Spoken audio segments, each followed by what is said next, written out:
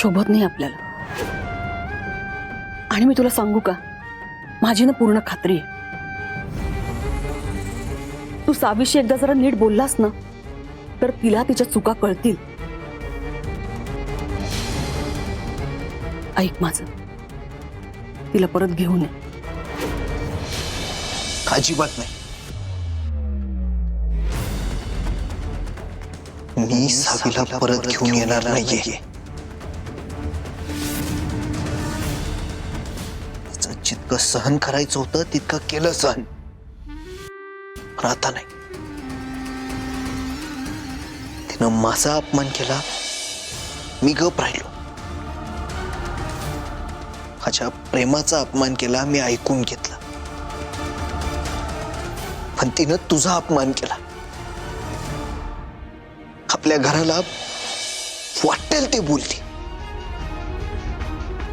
आणि हे मी नाही सहन करू शकत.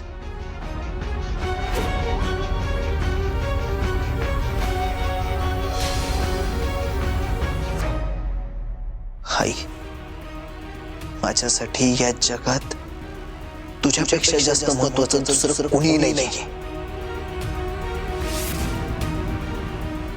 ती सावी सुद्धा नाही. धैर्य, हेच ऐकण्यासाठी इतके दिवस कान तरसले होते हो माझे. आज माझी ती इच्छा पूर्ण झाली.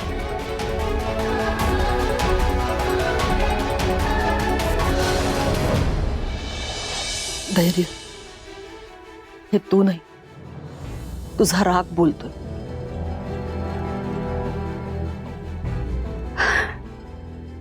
तुझा राग शांत झाला की आपण बोलूया पुन्हा.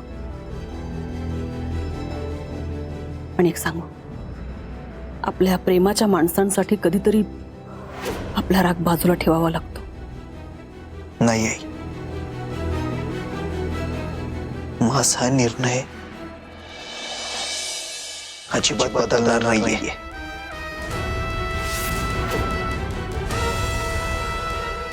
आत्तापर्यंत तू जे काही निर्णय घेतलेस त्यात नेहमीच मी तुला साथ देत आले,